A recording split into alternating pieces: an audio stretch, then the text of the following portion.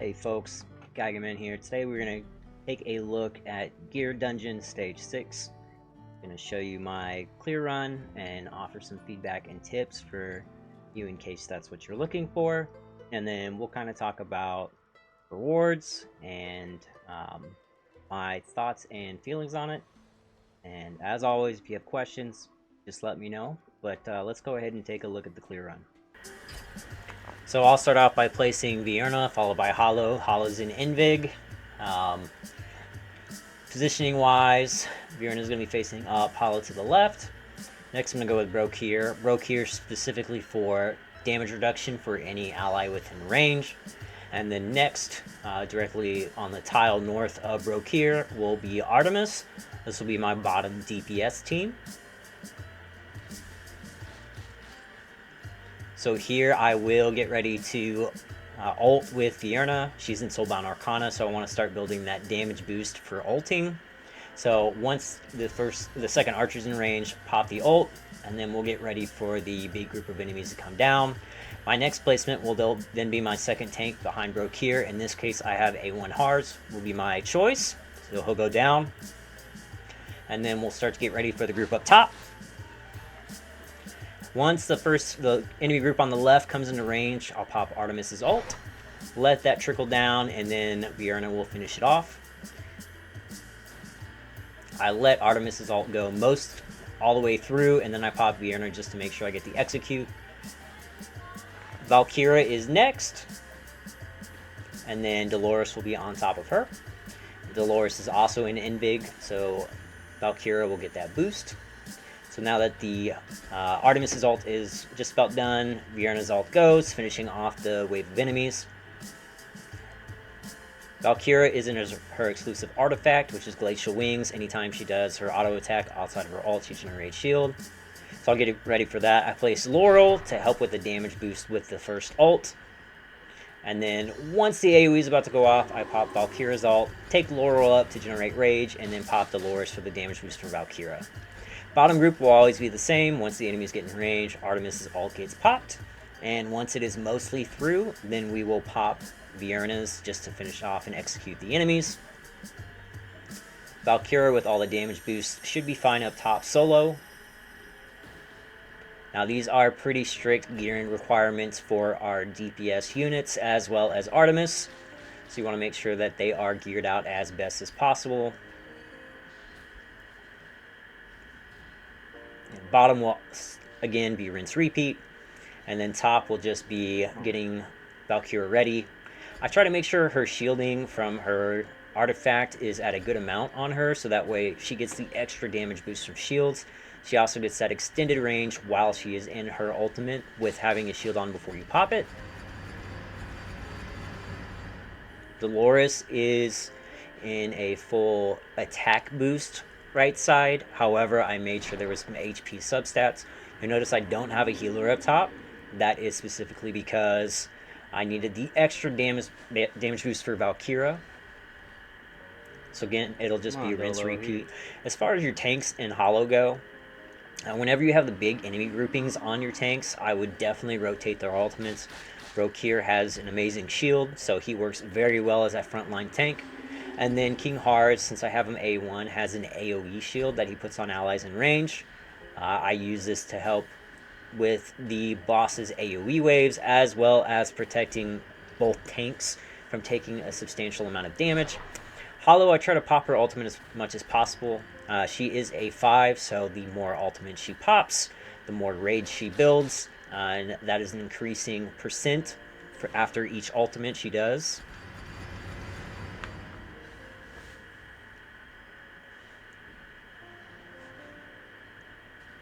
And the fight should be pretty smooth sailing from here on out. Again, that bottom group is in range, so Artemis will ult. Artemis's ult does provide anti-healing. You definitely want some sort of anti-healing, so if you do not bring Artemis, you need to look at somebody like Lysair. If you're lucky enough to have Demi, Demi also will work perfectly fine. Valkyra, because she's killing the enemies from range, does not need an anti-heal on her group. However, if you don't really have the damage with her to take them out, You could try somebody that can offer a slow. However, please be aware that you will need healing for that unit. I do place Aeon down only because I was trying to squeeze out just a little bit of extra damage to help Valkyria kill, but my Aeon is pretty naked, doesn't do a whole lot of damage, but I was just taking the little bit extras to go with. Come on, come on. Yes! Oh my gosh, that was frustrating. And with that, the fight's concluded. So we'll go ahead and take a look at the different units I use, as well as their gearing, artifact, and skills.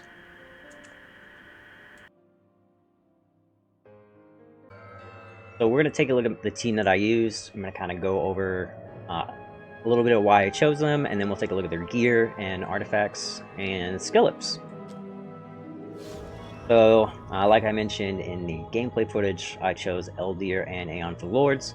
So I was gifted and blessed to have both Eldir and Hars.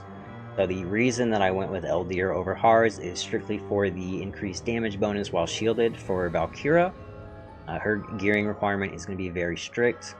And then tank-wise, so Rokir is really a staple for any harder content due to offering damage reduction for any allies within range.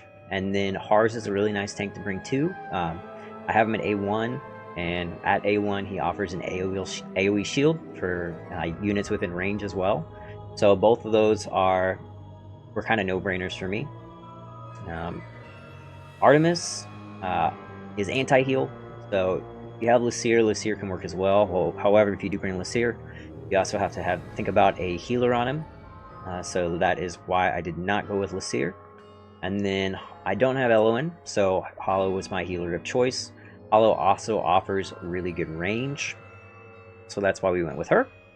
Vierna has an Execute, so Vierna was kind of a good choice for me.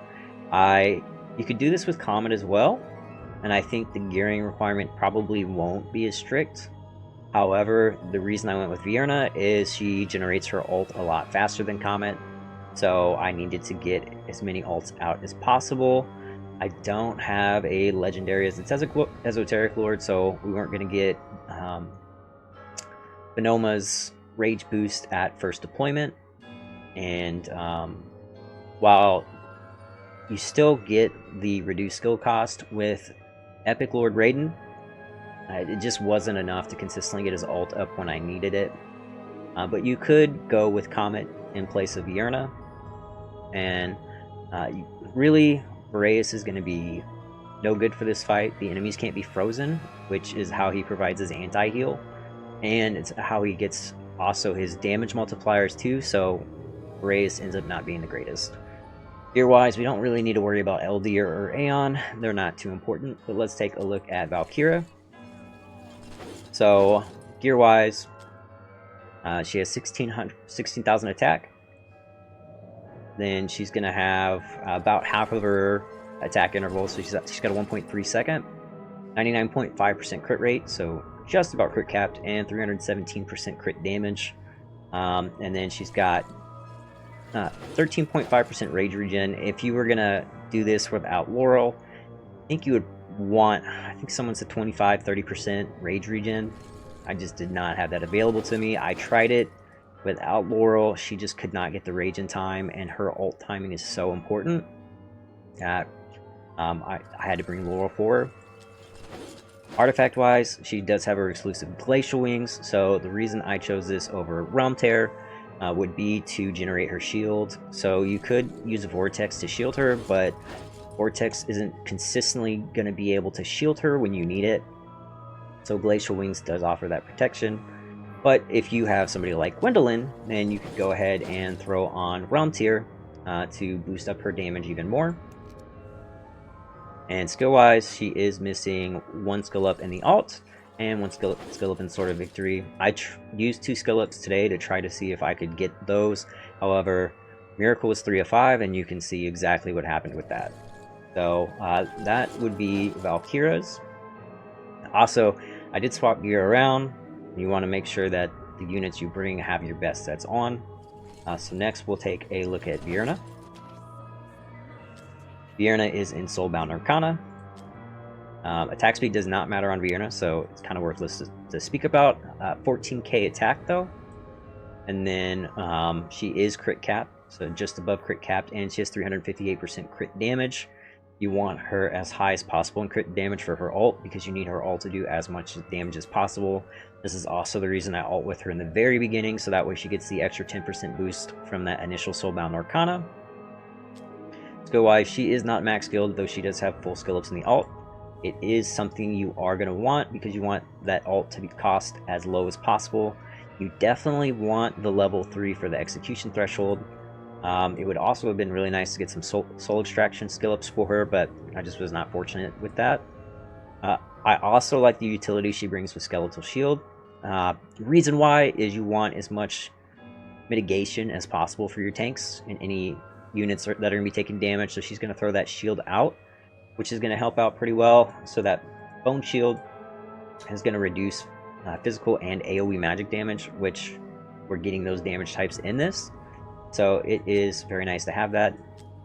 And she is in a maxed out tier of Twilight. So next up,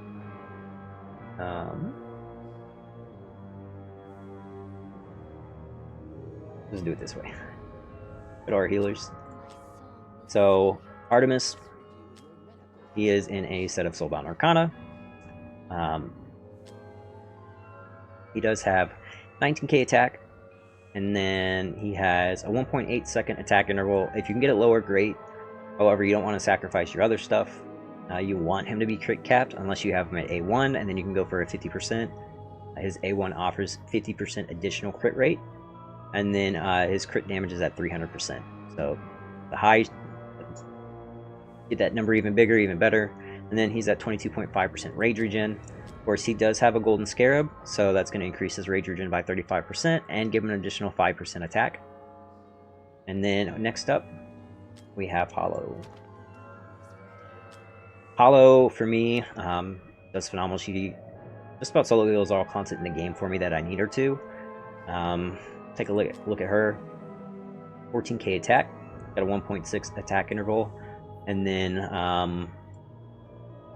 heal effect you really want at about 100, and then you can get rage regen on her even better.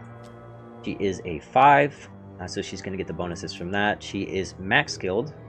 I guess Artemis is almost max skilled, it's just he's missing his tonic. Back to Hollow though, so yeah, she does have that. Artifact wise, she has a Euphoric Orb. Euphoric Orb is great. Any units in range are going to get the attack speed bonus, so it works out very well, especially for her. You can throw out more heals. The more heals she does, the more rage she regenerates for her team. So that is very important.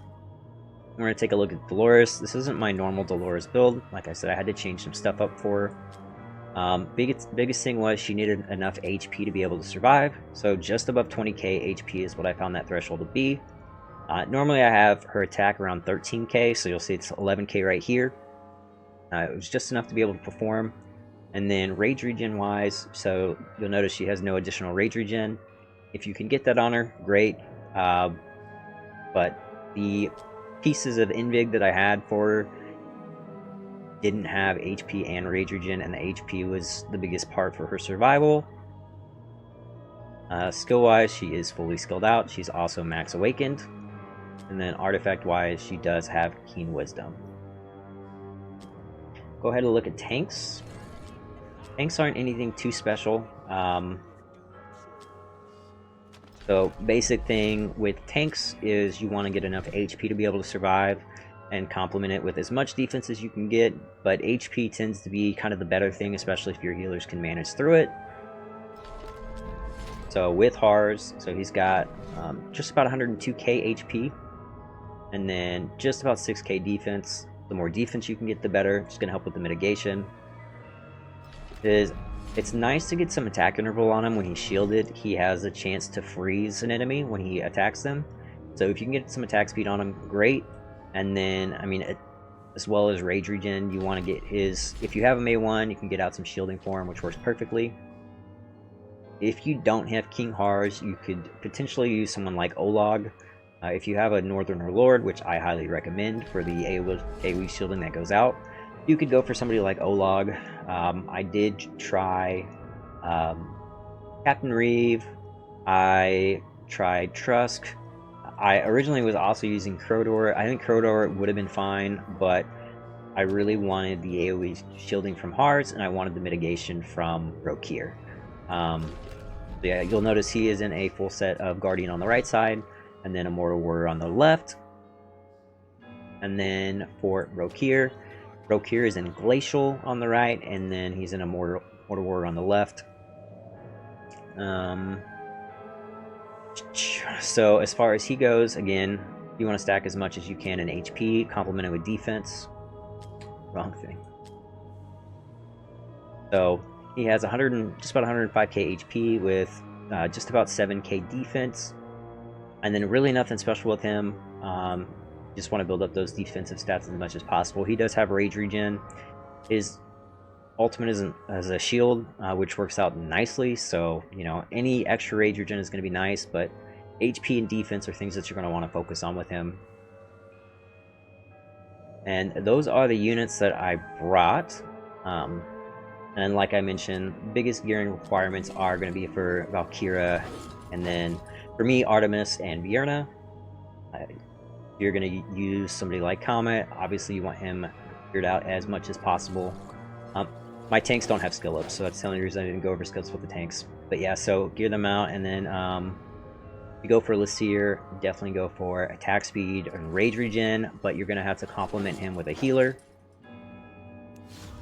And which you definitely could, and I'll show you real quick just how I face my Hollow and where you could put Lysier in case you bring him. So my Hollow always goes here, and she faces this way. So Lysier could go in this tile, this top right tile right there, and be able to offer that anti-heal coming down. That's the units that I use, gear, everything like that. So I do have my background fight going. This cycle I did 62 autos. I did another cycle before this with 12 autos right after I cleared. And then I popped some stand potions. I popped a gold bonus, and then I'm letting her roll.